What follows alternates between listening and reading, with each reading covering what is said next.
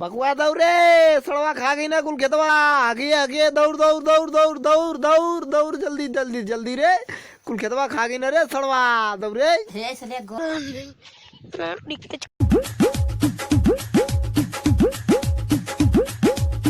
खेतवा त खाई गईल सड़वा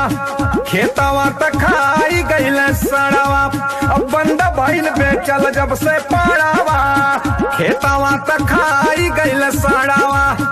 खाई गईल सड़वा हो खाई गईल सड़वा की खेतवा त खाई गईल सड़वा टूट गईल मेढ़िया का डरावा खेतवा त खाई गईल सड़वा बंद भइल बेचल जब से पड़ावा खेतवा त खाई गईल सड़वा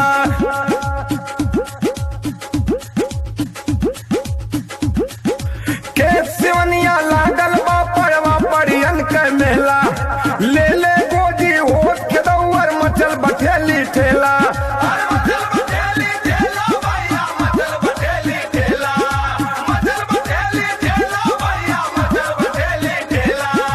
खेत सिवनिया लागल बा पड़वा परियन के मेला ले ले गोजी होत खेदौर मचल बठेली ठेला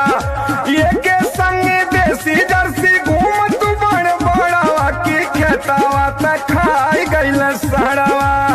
खेतवा त खाई गईल सड़वा बंद भइल बेचल जब से पड़वा खेतवा त खाई गईल सड़वा बंद भइल बेचल जब से पड़वा खेतवा त खाई गईल सड़वा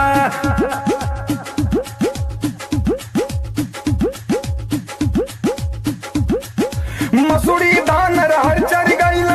गईले मकैया कैसे पूरी छनाई फूलल खा गईले सरसैया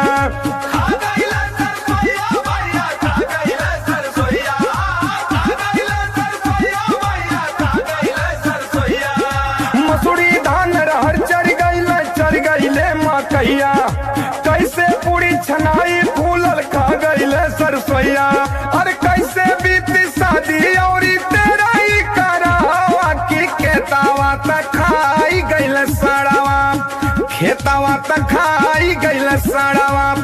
बंद भइल बेचल जब से पड़ावा खेतवा त खाई गईल सड़वा बंद भइल बेचल जब से पड़ावा खेतवा त खाई गईल सड़वा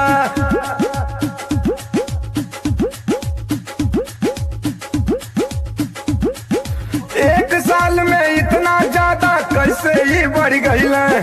चरी चरी खेत किसानन के हालत बुराई कैले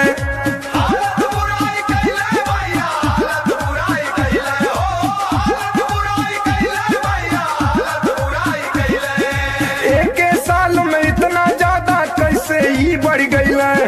चरी चरी खेत किसानन के हालत बुराई कैले और चंदू आलोक भइले बटकुल करे के पसरवा की खेतवा त खाई गईल सड़वा खेतवा त खाई गईल सड़वा फूट गईल मेढ़िया का डरावा खेतवा त खाई गईल सड़वा बंद भइल बेचल जब से पड़वा खेतवा त खाई गईल सड़वा